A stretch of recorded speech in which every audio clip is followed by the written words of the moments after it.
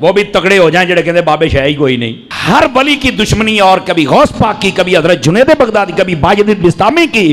مطلب بندے کو کتا ہونا چاہیے پر انٹرنیشنل کتا تو نہیں نہ ہونا چاہیے. سارے انہوں ہی پہ گئے ہیں. وہ جڑا الو دا پٹھا ہے وہ مرزا جی پتہ نہیں پلمبر جی کیا بلا ہے وہ. میں سمجھتا تھا یہ صرف پیو کوئی نہیں, یہ تو ماں بھی کوئی نہیں, یہ تو کھوتی دا پتر لگتا ہے مینو. یہ تو کسی جانور کا بچہ ہے یار. جب میں حیران ہو گیا یار, ایسا یتیم العلم یزید الفکر خبیث النسل والاصل والعقل مطمئن کمینہ انٹرنیشنل بغیرت تجھے علم دی کتی ہے جڑا ہر بندے نو پہ گئی ہے. تم لیکن تینوں پتہ کوئی نہیں نا, تو ساڑی ایک سٹ نہیں پچانی پترا. اس واسطے اپنی زبان بند کر, بکواس بند کر. اور پیر غفران صاحب نے بھی کہا تھا, سن لو نعرہ غفران دا, مرزا جیل میں حرام دا ان کا ہے. اور اس کا جواب نہیں دے حرامی بندہ کیا دے گا بتاؤ نا مجھے. تو ایسے فتنوں کا یہی جواب ہوتا ہے. میں کہا جا ایک کنجرا گل کرن لگیا, کنجر دماغ میں کنجر گل ہی ہونی ہے, تینوں شرم تو یا نہیں پئی آؤندی. اس واسطے ان لوگوں کی بھی اتنی مرمت ہونی چاہیے, اتنی مرمت ان کی بھی ہونی چاہیے. پہ جاندہ ہے بابیاں نو جناب جے میں کہتا تینوں لگ پتہ جائے گا. میں کہتا ہوں اگر یہ بغیرت اور کمینہ اور حرامی نہ ہو تو یہ ویسے ہی مر جائے, اگر حلالی ہو تو. لانتیا تجھے نہیں پتا, ویسے بھی تو انجینئر ہے, رکشے کھول کے کس, تیرا توکی نہیں بنتا ہے شعبے. مولوی اسیاں 10 سال اسی پڑھے ہیں, تماشے بنائے ہوئے ہیں, جو جاندیاں باندریاں لومڑیاں اٹھ کے بج بگیاں. اوے پہ گیا جے تواڈے پیواں پیراں نو سر نکلو باہر. اسی پھر بھی نوکری ادا کر دے پے, اسی پھر بھی نوکری ادا کر دے پے. اوے مرزے دے خلاف تواڈے پیو نے کرنیاں نے, نکلو باہر. سٹیج پر بیٹھنے والے ہاتھ کھڑا کر کے بتائیں, مجھے بتائیں یہ کام ٹھیک ہے کہ نہیں. تماشا کرتے ہو, پھر کہتے ہیں مسلک کا کام نہیں ہوتا. مسلک والوں کو تم خود رگڑتے ہو. اور جو تواڈے پیواں نو پے گیا ہن تسی چوپ بیٹھے ہو, اور نکلو باہر. باپا جانی جو ہے الیاس قادری صاحب, اس وقت سب سے بڑے ان کے غوث وقت ہے نا, انہوں نے شیخ عبد القادر جیلانی المتوفا 561 ہجری سے متعلق ایک کتابچہ لکھا ہے, جنات کا بادشاہ. وہ چینی جن نالا, وہ چینی جن جس میں وہ واقعہ بھی ہے. اچھا, اس میں انہوں نے ایک واقعہ لکھا ہے, اور واقعہ نہ صرف لکھا ہے بلکہ ان کے جو چھوٹو مولوی ہیں نا وہ ویڈیو میں بھی بیان کر رہے ہیں اور اس کو ڈیفینڈ بھی کر رہے ہیں. شیخ عبد القادر جیلانی کو کچھ لوگ ملنے کے لیے آئے, تو جب ان کے پاس پہنچے تو ان کا ایک جو غلام تھا اس نے لوٹا جو رکھا تو لوٹے کی ٹوٹی قبلہ کی طرف نہیں کی. تو شیخ عبد القادر جیلانی غوث پاک سرکار رضی اللہ تعالیٰ عنہ کو اس پر ملال ہوا, تو آپ نے جلال سے اس کی طرف دیکھا تو وہ آپ کی نگاہ کی تاب نہ لاتے ہوئے جاں بحق ہو گیا. اور ان تعلیمات کو یہ قرآن و سنت کے مطابق سمجھتے ہیں. ہم کہتے ہیں یہ بھی فراڈ ہے. اس میں پتہ کیا لکھا ہوا ہے واقعہ, کہ شیخ عبد القادر جیلانی رحمۃ اللہ علیہ کا ایک مرید تھا, وہ انہیں وضو کروایا کرتا تھا. ایک دن اس نے وضو کروانے کے بعد جو لوٹا ہے نا اس کی ٹوٹی قبلہ رخ رکھنے کی بجائے تھوڑی ہٹا کے رکھ دی, جان بوجھ کے نہیں, بے دھیانی کی وجہ سے. تو کہتے ہیں جی شیخ عبد القادر جیلانی کو اتنا غصہ آیا کہ انہوں نے نگاہ مار کے نا مرید کو جلا کے راکھ کر دیا, اس کی روح پرواز کر گئی. وہ مرید جو بیچارہ اس امید میں اپنے بابے سے اٹیچ تھا کہ یہ میری حفاظت کرے گا, وہ خود تو مرا, بابا بھی مار کے چلا گیا. ہاں ظاہر ہے بابے نے قتل ناحق کیا, 302 لگتی ہے بابے کے اوپر, ہاں ذہن میں رکھیے گا. تو ان کے بابوں نے ان کی آخرت کیا بچانی ہے, ان کے مرید اپنی آخرت بھی لے ڈوبے, بابا بھی نال ہی لائے گئے. تو کہتے ہیں اس کے بعد پھر انہوں نے نگاہ ماری لوٹے کی طرف تو ٹوٹی سیدھی ہو گئی.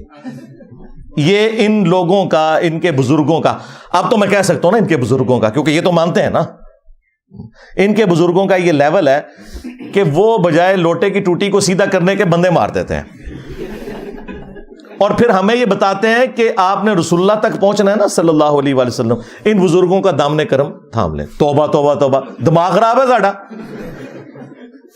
جو اپنے مریدوں کو جلا کے راکھ کر دیں, یوٹیوب سے گستاخانہ ویڈیوز نہ ڈیلیٹ کروا سکیں, ان کے ساتھ ہم نے اٹیچ ہونا ہے, ہمارا دماغ خراب ہوا ہے. اب دیکھیں اس سے کتنے مدنی پھول نکلتے ہیں. ہاں میرا دماغ کدھر جاتا ہے. سب سے پہلا مدنی پھول تو یہ ہے کہ ان کے بابے جو ہے نا قتل ناحق کرتے تھے, 302 ان پہ لگتی تھی, اور قرآن میں ہے جس نے کسی مؤمن کو ناحق قتل کر دیا وہ ہمیشہ کی جہنم میں. ان کے بابے بقول ان کے، میں نہیں کہتا، بقول ان کے، ہم تو اس نے ظن رکھیں گے کہ عبد القادر جیلانی کو تو بیچاروں کو پتہ ہی نہیں ہوگا ان کے ساتھ کیا کچھ ہو رہا ہے، لیکن چونکہ یہ کروا رہے ہیں تو ظاہر ہے کہ پھر اس کا اینڈ رزلٹ یہی نکلے گا کہ وہ اپنے مریدوں کو قتل ناحق والا نہ صرف معاملہ کرتے تھے بلکہ مریدوں کی وجہ سے اپنی بھی آخرت برباد کر لی. ظاہر ہے خود بھی جہنم میں چلے گئے قتل ناحق کر کے، تو قرآن کا فتویٰ ہے.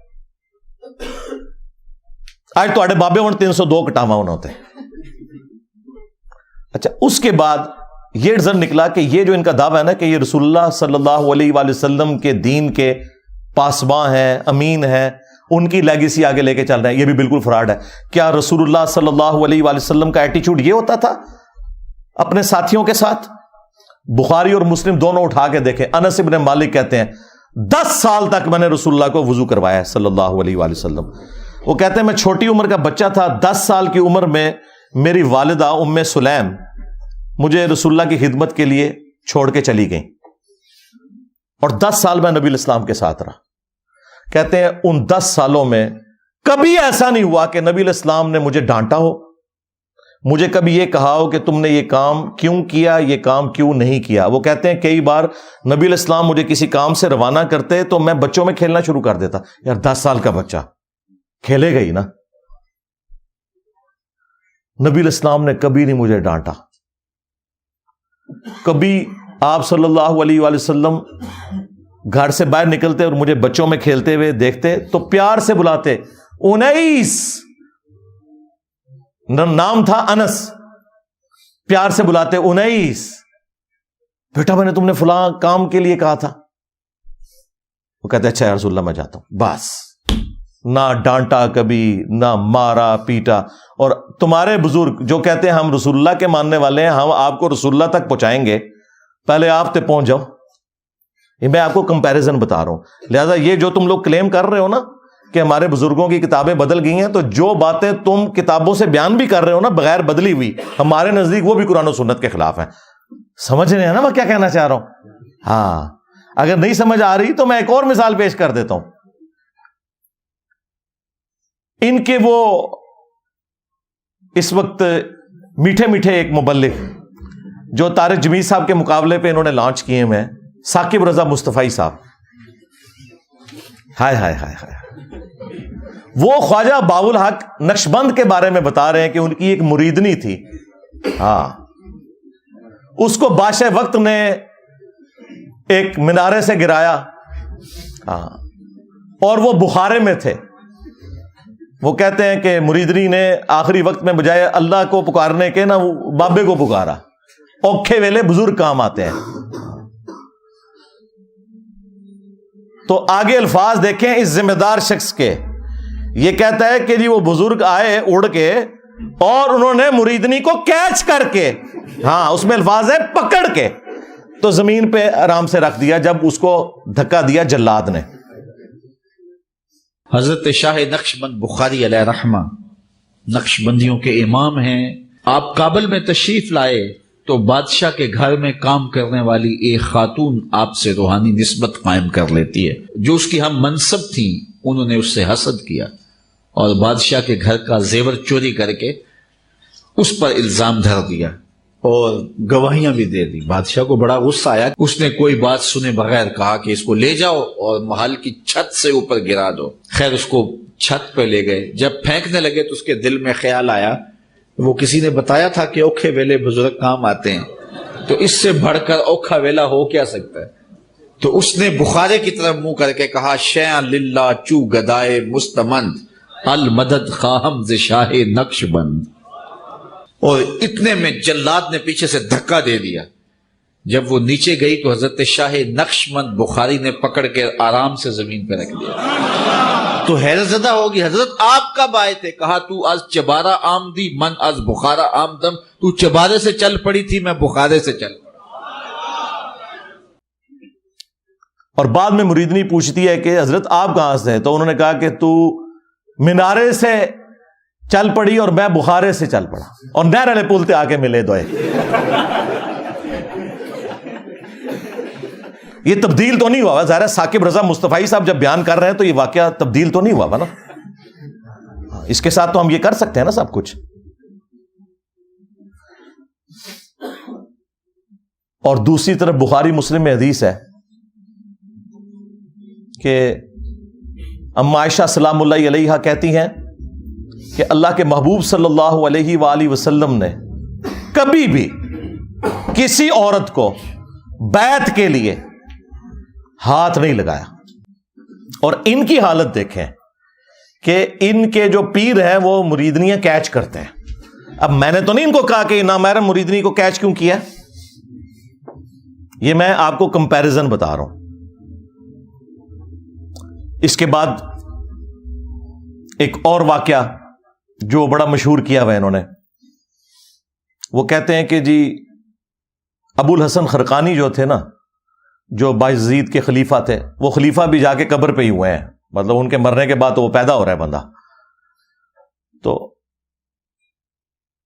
محمود غزنوی جب سومناتھ پہ حملے کر رہا تھا تو اس کو کامیابی نہیں ہو رہی تھی، تو آخری دفعہ اس کے پاس ابو الحسن خرقانی کا ایک کرتا تھا جو اس نے اللہ کے حضور توسل کے طور پر پیش کرتے ہوئے دعا کی اور اسے فتح ہو گئی. اور رات کو خواب میں بابا جی آ گئے اور بابا جی ناراض ہیں. وہ کہتے ہیں کہ تو نے میرے کرتے کی اتنی کم قیمت لگائی ہے، اگر تو یہ کرتا اپنے ہاتھ میں پکڑ کے اللہ سے یہ دعا کرتا کہ ہند کی سرزمین میں قیامت تک کوئی کافر نہ ہو تو یہ سارے ہی مسلمان ہو جاتے. حضرت ابو الحسن خرقانی ایک بزرگ گزرے ہیں، یہ حضرت بایزید بستامی کے سجادہ نشین تھے. اتنے بڑے آدمی تھے، اپنا جبہ دیا محمود غزنوی کو، جب مشکل آئی تو دعا مانگنا آگے رکھ کے اللہ فتح دے دے گا. تو محمود کہتے ہیں جب سومناتھ کے مندر نہیں فتح ہو رہے تھے تو میں نے بابے کا جبہ سامنے رکھ کے دعا کی تو اللہ نے مجھے فتح دے دی. کہتے ہیں بابا جی رات خواب میں ملے تو کہنے لگے تو نے کیا قیمت ڈالی میرے جبے کی؟ کہا حضور کیا مطلب؟ فرمانے لگے تو میرا جبہ سامنے رکھ کے دعا کرتا کہ یا اللہ ہندوستان کے سارے کافر مسلمان ہو جائیں تو اللہ نے توفیق ایمان دے دینی. یہ تو نے کیا دعا مانگی ہے؟ یہ تعلیمات بتاتے ہیں اور پھر سبحان اللہ پڑھتے ہیں. اور یہ واقعہ تذکرۃ الاولیاء کے اندر بھی لکھا ہوا ہے شیخ فرید الدین عطار نے.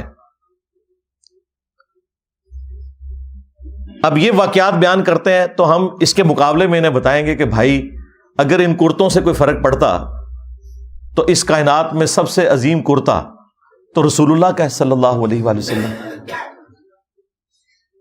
صحیح مسلم میں حدیث ہے اسما بنت ابی بکر نے نبی الاسلام کا کسروانی طیالسی ایک کالا جبہ وہ نکالا اور انہوں نے بتایا کہ یہ وہ جبہ ہے جو نبی الاسلام پہنا کرتے تھے اور اس کے دھون کو ہم مریضوں کے لیے شفا کے طور پر استعمال کرتے ہیں.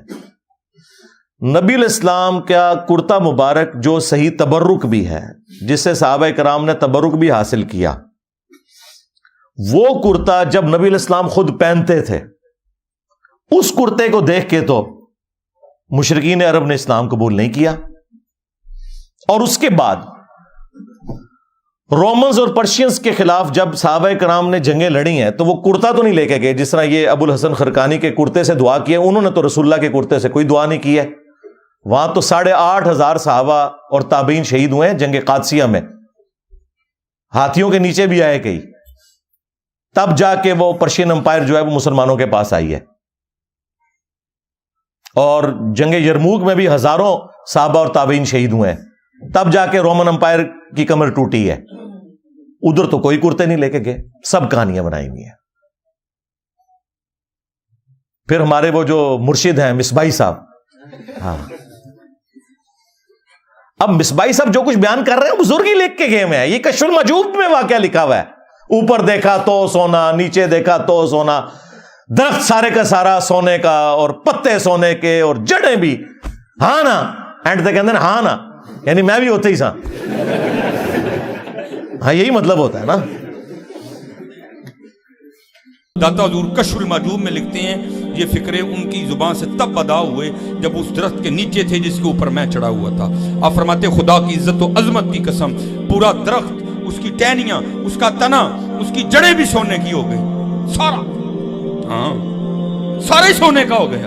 اب وہ جو ہے نا وہ مٹی اٹھانے کے لیے نیچے ہوا، تو نیچے دیکھا تو زمین سونے کی زمین سونے کی ہے. یہ کیا ہوا؟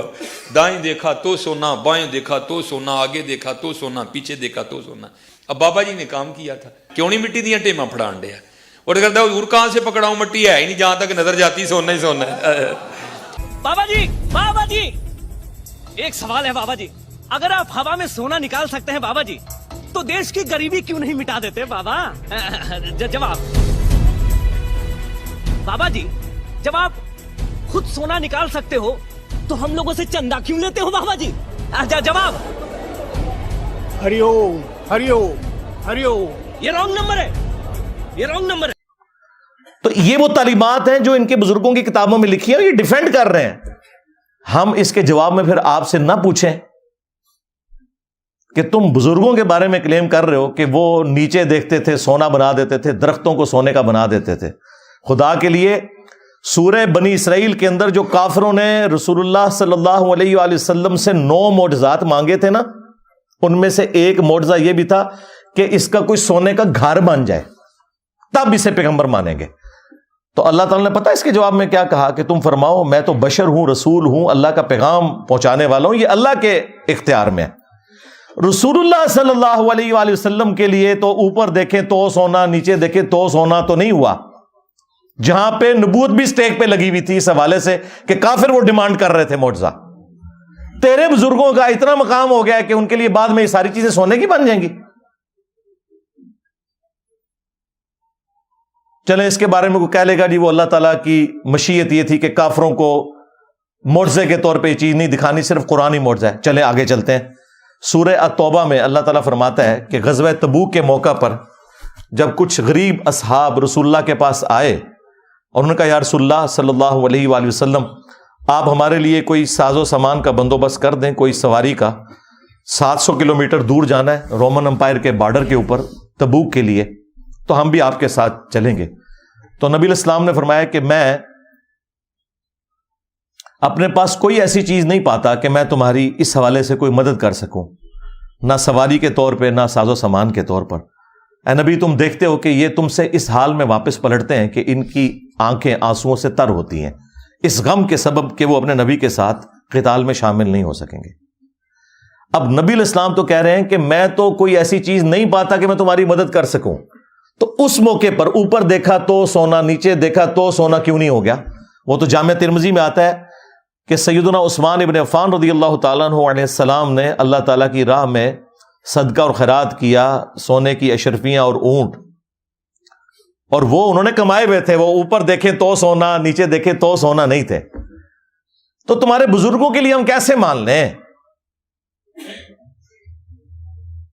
صحیح بخاری میں آتا ہے کہ سیدنا ابو بکر جب خلیفہ راشد بنائے گئے تو انہوں نے صحابہ کرام سے کہا کہ تم اچھی طرح جانتے ہو میرا کاروبار بڑا اچھا چل رہا تھا, لیکن اب تم نے حکومت کی ذمہ داری میرے اوپر ڈال دی ہے, تو میرے بال بچوں کا کیا بنے گا؟ میرے لیے کوئی وظیفہ مقرر کرو. تو صحابہ کرام نے پھر مشورہ کر کے ایک جو عام مہاجر کا وظیفہ تھا وہ خلیفہ راشد کے لیے مقرر کیا. اور بخاری کے الفاظ بتا کیا ہے کہ ابو بکر امور حکومت چلائیں گے اور اس کے عوض جو مسلمان ہیں وہ ان کے بیوی بچوں کا خرچہ اٹھائیں گے. کتنی گستاخی ہے کہ ابو بکر کے گھر والوں کا خرچہ مسلمان اٹھا رہے ہیں ان کے بقول. لیکن ہمارے نزدیک ایسا ہی ہوتا ہے بھائی. یہ نہیں ہوا کہ حضرت ابو بکر نے مسلح اٹھایا تو نیچے سے سونا نکلا, نہیں نکلتا ایسے سونا, ایسا تو نہیں ہوتا. اوپر دیکھیں تو سونا, اور دیکھیں یہ لوگ دعوے کرتے ہیں ہم جی صحابہ کرام اور اہل بیت کے ماننے, اور نسوے تو ہیں تو انہوں پتہ ہی نہیں صحابہ کرام اور اہل بیت دا کوئی, تسی بابیاں دے مننے والے ہو. یہی مصباحی صاحب ایک اور واقعہ سناتے ہیں ایک بزرگ کا. وہ کہتے ہیں کہ وہ سمندری جہاز کے ذریعے حج یا عمرے کے لیے جا رہے تھے اور بار بار کیپٹن سے آگے پوچھتے تھے کہ بھئی کب آئے گا جدہ, تو وہ کہتا تھا ابھی تو یہ بندرگاہیں آئیں گی پھر, اور پھر وہی جو ان کی کہانی تھی وہ چھوڑ دی انہوں نے. وہ کہتے ہیں کہ جی وہ بزرگ جو ہیں وہ انہوں نے اپنی کرامت دکھائی, اور نے کہا جی کیپٹن صاحب لو پھر جدہ آ گیا جی. ہمارے بزرگوں نے کوئی لطیفے نہیں لکھے جی. یہ کتاب ہے تذکرہ غوثیہ, یہ غوث علی شاہ صاحب رحمۃ اللہ تعالی علیہ کے ملفوظات. آپ فرماتے ہیں میں حج کرنے کے لیے گیا اور میں بمبئی بندرگاہ سے بحری جہاز پہ بیٹھا. کہتے اسی طرح جہاز بمبئی بندرگاہ سے نکلا, تھوڑا سا جہاز آگے گیا ہوگا تو ایک بابا جی آ گئے اور آ کے میرے والد صاحب کو کہتے ہیں مولوی صاحب یہ تو بتائیں جدہ کب آئے گا. تو کہتے ہیں میرے والد صاحب مسکرا کے کہنے لگے بزرگوں وہ یہ تو جہاز بمبئی بندرگاہ تو چلے آئے 11 دن لگنے نے پھر جدہ آئے گا. کہتے ہیں بابا جی چلے گئے, عصر پڑھ کے پھر آئے, وہی سوال. میرے والد صاحب کا بھی وہی جواب, پھر چلے گئے, مغرب پڑھ کے پھر آئے, پھر وہی سوال. کس دفعہ میرے والد صاحب بھی غصے میں آ گئے, کہنے لگے بابا جی گل نہ کریے, بار بار نہ ہو میرے گھر, میں تو 11 دن تو پہلے لیا نہیں سکتا, جو تسی لیا سکتے ہو تو لے آؤ. کہتے ہیں وہ بابا جی میرے والد صاحب کو کہتے ہیں پھر سب سے پہلے کون سی بندرگاہ آئے گی؟ کہتے ہیں میرے والد صاحب نے کہا مخا. پھر کون سی آئے گی؟ حدیدہ. پھر کون سی آئے گی؟ عدن. پھر کون سی آئے گی؟ میرے والد صاحب نے کہا جدہ. تو بابا جی کہتے ہیں پھر ویکھو جدہ آ گیا جی. تذکرہ غوثیہ. ہمارے بزرگوں نے کوئی لطیفے نہیں لکھے جی. انہوں نے پتا سی کہ جدے تو بعد انجینئر صاحب نے بھی آنا ہے. اتنا بڑا بلنڈر بابے سے ہو گیا. یہی میں کہتا ہوں ان بابوں کو نہ قرآن کا پتہ, نہ سنت کا پتہ, نہ ان کو نماز ٹھیک آتی ہے, نہ انہیں زکوٰۃ کے مسائل پتہ ہے, نہ انہیں حج کے مسائل پتہ ہے. اتنی بڑی خرابی ہو گئی کہ جو احرام باندھنے کی جگہ تھی میقات, وہ یہ سب کانٹیننٹ سے وہ جا رہے تھے, وہ کہہ رہے تھے کہ یہ اس طرف سے جا رہے تھے. یلملم ایک جگہ آتی ہے جو جدے سے بہت پہلے آتی ہے.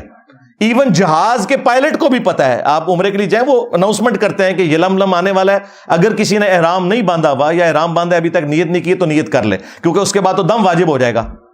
ان کے بابے نے ڈائریکٹ جدے پہنچا دیا جہاز, وہ کوئی نہیں پہنچا, کہانی پہ کراندہ جائے. لیکن چلو یہ تو کہتے ہیں نا پہنچا. ہم کہتے ہیں جس بابے کو مسائل نہیں پتا, پکڑ کے مفت میں پورے کے پورے بحری جہاز کے اوپر جو ہے نا وہ دم واجب کروا دیا. سینکڑوں لوگ سوار ہیں, سینکڑوں بیڑے آپ جا کے ڈھونڈے, یعنی نیکی کی تھی کہ الٹا مصیبت ہی پا چھڑا. اور یہ شوق سے بیان کرتے ہیں, یعنی پورے جہاز کو اڑا کے وہاں پہ پہنچا دیا. یہ نا جہاز تو اٹکل بنیا تھے کوئی نہیں, ہاں نہ تم سے سٹیم انجن بنا, نہ تم سے ہوائی جہاز بنا. پوری زندگی تمہارے بزرگ مکے مدینے جاتے رہے, ٹھیک ہے, کسی کو تیل نظر نہیں آیا. تیل جا کے 1960 میں جا کے جو ہے وہ ارامکو کمپنی جو امریکہ کی, انہوں نے جا کے وہاں پہ نکالا تیل. تو بزرگ کدھر رہے؟ سب کہانیاں کراتے رہے.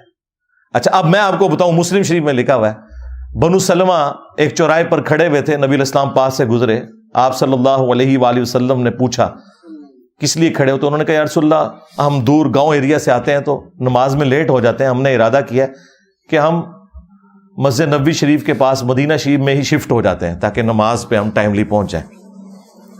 تو آپ صلی اللہ علیہ وآلہ وسلم نے فرمایا کہ تم لوگ جتنے قدم چل کے آتے ہو نا تو اتنا ثواب تمہارے نامہ اعمال میں لکھا جاتا ہے. تو پھر بنو سلمہ نے مدینہ شریف میں شفٹ ہونے کا ارادہ ترک کر دیا. اب مجھے بتائیں اس وقت رسول اللہ نے یہ مشورہ کیوں نہیں دیا کہ اڑ کے آ جایا کرو, بعد میں بابے جو اڑیں گے. او بھائی کوئی نہیں تھا اڑتا, اس کا مطلب صحابہ کرام کو ایکٹنگ میں نہیں کر رہے تھے, وہ نہیں اڑ سکتے تھے بےچارے, اسی لیے مدینہ شریف شفٹ ہو رہے تھے. یہ ہے کتابوں کا دین. یہ میں آپ کو کمپیریزن ساتھ ساتھ اس لیے کروا رہا ہوں تاکہ آپ کو پتا چلے کہ مرنے سے پہلے اے مسلمان کر لے اس پہ غور, کتابوں کا خدا اور ہے, بابوں کا خدا اور.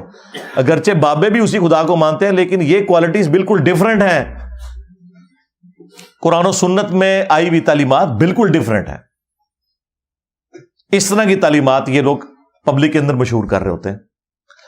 اگلے دنوں وہ باپا جانی کی ایک ویڈیو, اس کے اوپر ان کے جو سینکڑوں ہزاروں مریدین سبحان اللہ پڑھ رہے ہیں, وہ کہہ رہے ہیں جی ہمارے ایک مفتی تھے دعوت اسلامی کے, تو وہ فوت ہو گئے. ان کی قبر کے اوپر ایک مدنی قافلہ حاضری کے لیے گیا, تو کہتے ہیں اندر سے قرات کی آواز سنائی دے رہی تھی اور زہر کی نماز تھی. مفتی دعوت اسلامی کی بارگاہ میں, تو انہوں نے وہ بتایا کہ ہم اس وقت مفتی دعوت اسلامی قدس سر السامی کے مزار پر حاضر ہیں, اور ہم دونوں نے ہم دونوں نے بالکل ہوش و حواس میں اپنے کانوں سے سنا کہ اندر میں با جماعت نماز پڑھی جا رہی ہے, اندر میں نماز پڑھی جا رہی ہے, باقاعدہ قراءت سنائی گئی ہم کو. ظہر کا وقت تھا, باقاعدہ وہ قراءت سنائی دی گئی. ظہر کا وقت تھا, باقاعدہ وہ قراءت سنائی دی گئی. ظہر کا وقت تھا, باقاعدہ وہ قراءت سنائی دی گئی, اور سلام پھیرنے کے بعد اللہم انت السلاموں کی دعا بھی ہم نے سنی. اندازہ کرو. اور نیچے لوگ سبحان اللہ پڑھ رہے ہیں. اس سے آپ اندازہ لگائیں کہ ان کے آڈینس کتنا اپنا دماغ استعمال کرتے ہیں. زور کی نماز میں تو قرات اونچی ہوتی ہی نہیں ہے, کہانی ہے, کوئی آواز نہیں سی آ رہی قبر کے اندر سے یا باہر سے. ایسے نہیں ہوتا میرے بھائی. صحابہ اکرام کا سٹیٹس میں آپ کو بتاؤں, قبر تو بہت دور کی چیز ہے. صحیح بخاری میں حدیث ہے, نبی علیہ السلام کا ایک غلام تھا مدعم, جو آپ علیہ السلام کی سواری کا کجاوا کسا کرتا تھا. خیبر کے موقع پر ایک نامعلوم تیر اسے لگا, وہ شہید ہو گیا. صحابہ اکرام نے کہا کہ تمہیں شہادت مبارک ہو, نبی علیہ السلام کی خدمت بھی اور موت بھی آپ کی موجودگی میں آئی ہے. بالکل ٹھیک رزلٹ نکالا. لیکن نبی علیہ السلام نے پتہ کیا فرمایا؟ آپ نے فرمایا تم اسے شہادت مبارک کہہ رہے ہو, حالانکہ میں نے دیکھا ہے کہ اس نے مال غنیمت کی ایک چادر چوری کی تھی جو اللہ تعالیٰ نے آگ کی بنا کے اس کے اوپر ڈال دی ہے. صحابہ کرام کو تو سامنے میت کے اوپر کوئی چادر نظر نہیں آئی. ان کے بزرگوں کو نظر آتا ہے جی قبر کے اندر کون نماز پڑھ رہا ہے, کوڑ مار رہے ہو, اور نماز زور کی اور کہہ رہے کہ رات کی آواز باہر سنائی دے رہی تھی. زور میں تو آہستہ آواز سے ہوتی ہے. کوئی جھوٹ گھرنا تھا تو مغرب عشاء کا ذکر کرتا ہے, لیکن وہ چور اپنی لنگوٹی چھوڑ جاتا ہے نا, اور ہم تو تیار بیٹھے ہیں پکڑنے کے لیے. چھوڑ ہی نہ ہو تب بھی ہم پکڑ لیتے ہیں, جب کوئی اتنی چھوڑ کے جائے تو ویسے پکڑی جائے گی. تو صحابہ کرام اپنے گھروں کی طرف دوڑے. اگر کسی نے غلطی سے بھی کوئی ایک رسی کا ٹکڑا بھی اٹھایا تھا نا, یہ سمجھ کے کہ اس کی کیا ورت ہے, لا کے مال غنیمت میں جمع کروایا کہ اس کی وجہ سے ہماری پکڑ نہ ہو جائے.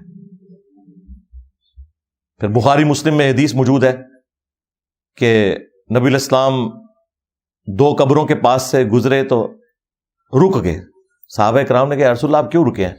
فرمایا 2 قبر والوں کو عذاب ہو رہا ہے. صحابہ کرام کو تو نہیں قبر کا عذاب نظر آیا. ان کے بزرگوں کو کشف القبور ہوتا ہے, جی آخرت کا بتا دینا, اور چھڑ دو آخرت کا 10 دن دینا. یہ دیکھ کے نا, دیکھ کے میری میکینیکل انجینئرنگ کا ایک فارمولہ نہیں پڑھ سکتے, سمجھانا تو دور کی بات ہے, جب تک انہوں نے سیکھا نہ ہو کہانیاں. اور دیکھیں یہ باپا جانی جو ہے نا, یہ کئی بار درس دیتے ہوئے نا اینک لگائی ہوتی ہے انہوں نے, اور جو لوگوں کے دلوں کے حال جانتے ہیں وہ سامنے پیڈ سے پڑھنے کے لیے ان کو اینک لگانی پڑتی ہے. اور زوم کر لیا کرو اینج کر کے, کم از کم انجینئر صاحب دے فتوے تو بچ جاؤ. اینک کے بغیر جو سامنے لکھا ہوا اردو نہ پڑھ سکے وہ دل کے حال جانے گا. کہانیاں کرانیاں بند کرو. جھوٹ اپنی طرف سے چیزیں بنا بنا کے مارکیٹ میں پھینکتے ہیں, اور لوگوں کو جو ہے نا وہ اپنے بزرگوں کا پھر اسیر کیا ہوا ہے کہ جی ہمارے بزرگ تو یہ کر لیتے تھے, تو وہ کر لیتے تھے, تو یہ کر لیتے تھے.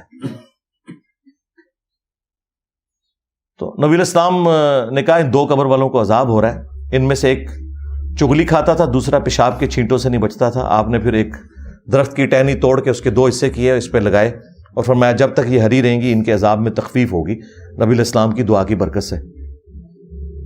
پھر مسلم شریف میں حدیث ہے, نبی علیہ السلام نے فرمایا کہ میں نے ارادہ کیا کہ میں اللہ سے دعا کروں کہ تمہیں عذاب قبر سنوا دے.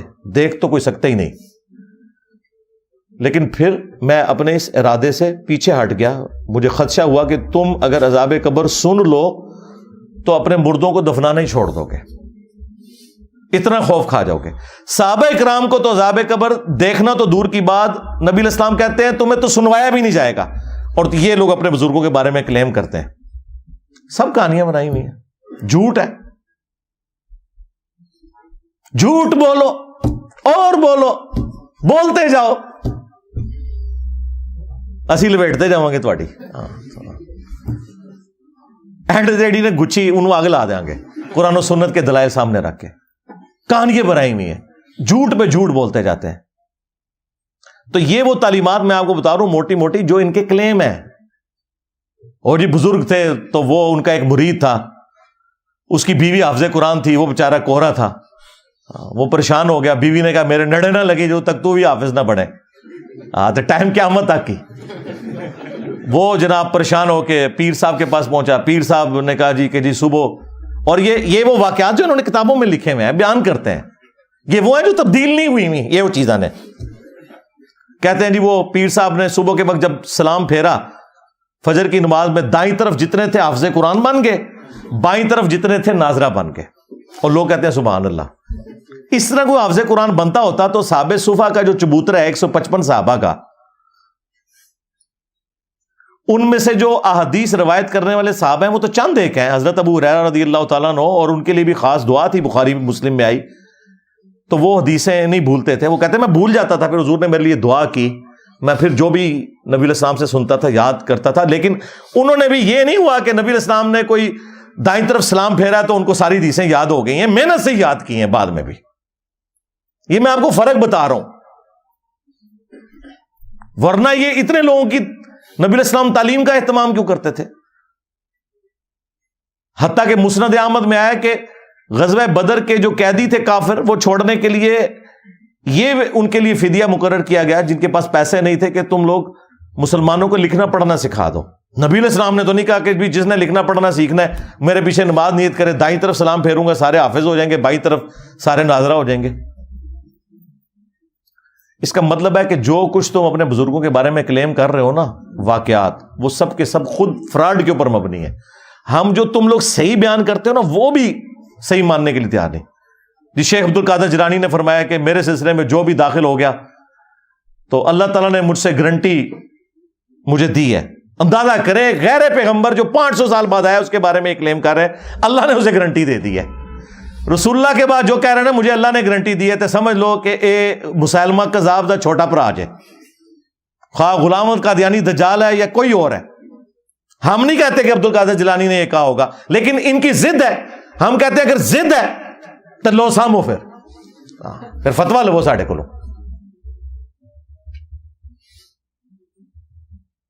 تمام اولیاء کی گردن پہ میرا پاؤں. توبہ توبہ، کیا کبھی ابو بکر، عمر، عثمان و علی نے یہ دعویٰ کیا کہ تمام صحابہ کی گردن پہ ہمارا پاؤں ہے؟ اور یہ آگے سبحان اللہ پڑھ رہے ہوتے ہیں. عقل کا ماتم کرے. جی میرا مرید جو ہے وہ مشرق میں ہو اور میں مغرب میں ہو اور اس کا ستر کھل جائے تو میں پہنچ جاؤں گا. میں کہا بڑو سچے قادری.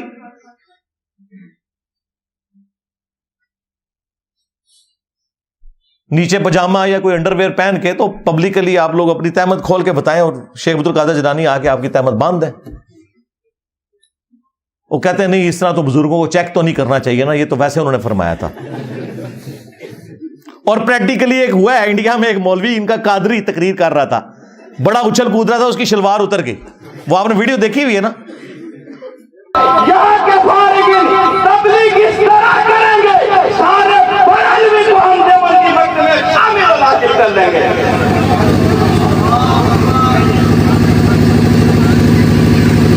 نعرہ تکبیر، نعرہ رسالت، علماء اہل سنت.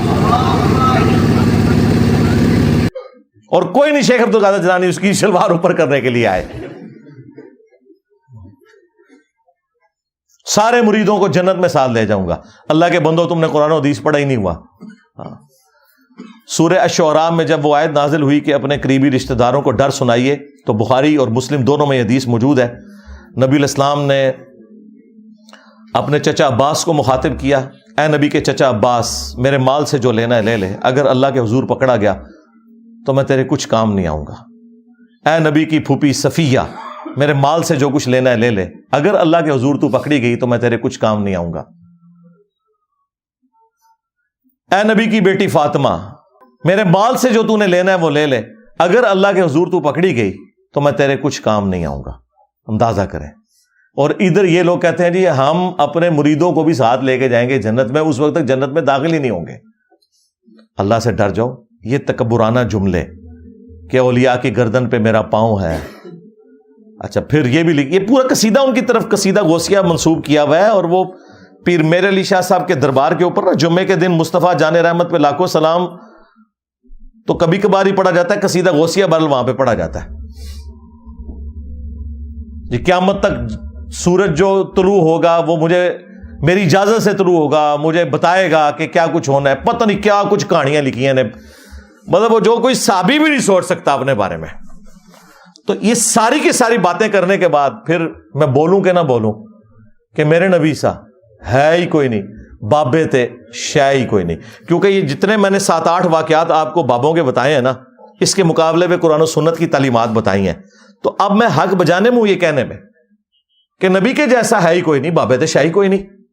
جو چیزیں نبی الاسلام ان کے صحابہ کے لیے نہیں ہیں تم نے بابوں کے لیے کلیم کی ہیں. تو ہم کہہ رہے ہیں نا یہ ہم بابوں کو توہین کے طور پہ نہیں کہہ رہے. اور ویسے بھی تم نے ہمیں خود یہ کہانی پڑھائی ہوئی تھی کہ جی کوئی بڑے سے بڑا غوث کتب ابدال ہو, وہ کسی صحابی کے گھوڑے کے قدموں کی خاک جو گھوڑے کے نتنوں میں بیٹھے, یہ جو ایک کہانی پوری انہوں نے بنائی ہوئی ہے, کولوئی بنائی ہوئی ہے. چلیں یہ تو مانتے ہیں اس کہانی کو, اس کے برابر نہیں ہو سکتا. تم تو کہتے ہو کہ غوث کتب ابدال یعنی تمہارے بابے صحابہ کرام کے گھوڑے کے قدموں کی خاک کے برابر بھی نہیں ہے. جانوروں سے بدتر سمجھتے ہو غوث کتب ابدال کو, تم ظاہر ہے جانوروں سے بدتر سمجھ رہے. ہم تو اس بات کو نہیں مانتے. کوئی بھی جانور کسی مسلمان سے افضل نہیں ہو سکتا. بہرحال تم کہتے ہو کہ وہ ان گھوڑوں کے قدموں کی خاک جو ہے نا وہ افضل ہے تمہارے غوث کتب ابدال سے. تو میں تو چھوٹی بات کر رہا ہوں, بابے تشیعی کوئی نہیں. مجھے تو کہنا چاہیے کہ ابو بکر عمر عثمان و علی جیسا ہے ہی کوئی نہیں. تیرے بابے تشیعی کوئی نہیں. تیرے بابے تھے ابو بکر عمر عثمان و علی کے گھوڑے کی خاک کے مقابلے میں بھی شیعی کوئی نہیں. مجھے تو یہ بولنا چاہیے. تو بڑا ہلکا جملہ بول رہا ہوں, رجوع کرا پھر میں دیتے بھی جی بابے تشیعی کوئی نہیں, بابے تشیعی کوئی نہیں. جی آئے دن انجینئر صاحب نعرہ لگاتے ہیں. تم نے یہ نعرہ لگایا ہوا ہے نا کہ کوئی غوث کتب ابدال جو ہے وہ کسی صحابی کے گھوڑے کے قدموں کی خاک کو نہیں پہنچ سکتا. خود سے ایک جعلی کہانی. ہاں یہ ضرور ہے حدیث ابو داؤد کے اندر, جب مولا علی علیہ السلام کے اوپر سب و شتم کروا رہے تھے بنو امیہ کے لوگ کر رہے تھے, حضرت مغیرہ ابن شعبہ کی موجودگی میں, وہ گورنر کوفہ تھے, وہ اپنے سامنے کروا رہے تھے. مسند احمد میں بھی موجود ہے. جدھر پھر ان کو بڑا غصہ آیا حضرت سعید ابن زید کو, جو عشرہ مبشرہ میں سے تھے اور حضرت عمر کے وہ بہنوئی تھے. انہوں نے کہا اوے مغیرہ, اوے مغیرہ. اور ایک روایت میں آتا ہے اس ظالم کو دیکھو اپنے سامنے ایک جنتی کے اوپر لعنت کروا رہا ہے.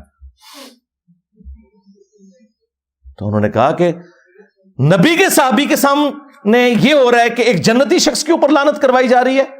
میں نے خود رسول اللہ سے سنا تھا ابو بکر جنت میں, عمر جنت میں, عثمان جنت میں, علی جنت میں, طلحہ جنت میں. عشرہ مبشرہ والی انہوں نے حدیث سنائی اور انہوں نے کہا کہ یاد رکھنا تم بعد کے لوگ جتنے ہو نا, تمہیں عمر نو بھی مل جائے نا, تو جو نبی کا صحابی نبی صلی اللہ علیہ وآلہ وسلم کے ساتھ جہاد میں شریک رہا اور اس کے چہرے کے اوپر گرد آ گئی, مٹی, اس جہاد کی وجہ سے, تو کوئی شخص جو ہے عمر نو بھی اسے مل جائے نا, وہ پوری زندگی نیک اعمال کرتا رہے نا, وہ صحابی کے برابر نہیں ہو سکتا. حدیث میں یہ تھا کہ جس صحابی کے جسم پہ گرد آ جائے جہاد کرنے کی وجہ سے, اس صحابی کے برابر, عمر نوح کے برابر بھی کسی کو عمر مل جائے, وہ نیک اعمال کرتا رہے, نہیں پہنچ سکتا. انہوں نے کہانی بنا دی کہ جی گھوڑے کے قدموں کی خاک کے برابر بھی نہیں. جو صحیح بات ہے وہ میں نے آپ کو بتائی کیا موجود ہے. تو جب تم کہو کہ کوئی بڑے سے بڑا غوث کتب ابدال کسی صحابی کے گھوڑے کے قدموں کی خاک کے برابر نہیں, تو تم خود ہی کہہ رہے ہو نا بابے تشیعی کوئی نہیں. ہم تو پھر بھی بہت بڑی بات کر رہے ہیں کہ نبی کے جیسا ہے ہی کوئی نہیں, بابے تھے شیعی کوئی نہیں. تم نے تو یہ پڑھایا ہوا ہے کہ صحابی کے گھوڑے کی خاک جیسا ہے ہی کوئی نہیں, بابے تشیعی کوئی نہیں. تو میرا نعرہ تم سے بہتر ہے اللہ کے فضل سے, لیکن توجہ نہیں تھی. صلو علی محمد وآل محمد, اللہم صلی علی محمد وعلی آل محمد واصحاب محمد وازواج محمد وامت محمد اجمعین الی یوم الدین, آمین. اللہم انی اسألک بانک انت اللہ لا الہ الا انت الاحد الصمد الذی لم یلد ولم یولد ولم یکن له کفوا احد. اللہم صلی علی محمد وعلی آل محمد. ربنا آتنا فی الدنیا حسنہ وفی الآخرة حسنة وقنا عذاب النار. ربنا آتنا من لدنک رحمہ وہیئ لنا من امرنا رشدا. لا الہ الا انت سبحانک انی کنت من الظالمین. اللہم اغفر لحینا ومیتنا وشاہدنا وغائبنا وصغیرنا وکبیرنا وذکرنا وانثانا. اللہم من احییتہ منا فاحیہ علی الاسلام ومن توفیتہ منا فتوفہ علی الایمان. اے اللہ جن جن بھلائیوں کا سوال تیرے محبوب صلی اللہ علیہ وآلہ وسلم نے تجھ سے کیا، ہمارے حق میں، ہمارے ماں باپ کے حق میں، ہمارے بیوی بچوں کے حق میں، پوری امت کے حق میں قبول و منظور فرما۔ جن جن چیزوں کے شر سے تیرے محبوب علیہ السلام نے تیری پناہ طلب کی، تمام مسلمانوں کو ان چیزوں کے شر سے اپنی پناہ عطا فرما۔ بالخصوص فلسطین کے مسلمان، کشمیر کے، چائنا کے، انڈیا کے، افغانستان کے، یمن، عراق، شام، پاکستان، جہاں کئی مسلمان کسب پرسی کی زندگی گزار رہے ہیں، غیب سے ان کی عزت، آبرو، جان و مال کی حفاظت فرما۔ اے اللہ ہمیں کتاب و سنت کی تعلیمات پر عمل کر کے دوسرے بھائیوں تک پہنچانے کی توفیق عطا فرما۔ اے اللہ جو مسلمان فوت ہو چکے ان کی مغفرت فرما، جو زندہ ہیں قبر و آخرت کی تیاری کرنے کی توفیق عطا فرما، جو بیمار ہیں انہیں شفاء کلی عطا فرما۔ حاضرین کے دلوں میں جو جو نیک اور جائز دعائیں ہیں قبول فرما۔ تمام مسلمانوں کی تمام دینی، دنیاوی، جسمانی، روحانی، ظاہری، باطنی پریشانیاں، تکلیف، مصیبتیں، دکھ تر، بیماریاں، دشواریاں دور فرما۔ اے اللہ ہمارے ملک پاکستان کی خیر فرما، پورے عالم اسلام کی خیر فرما، عالم اسلام کو اندرونی اور بیرونی خطرات سے محفوظ فرما۔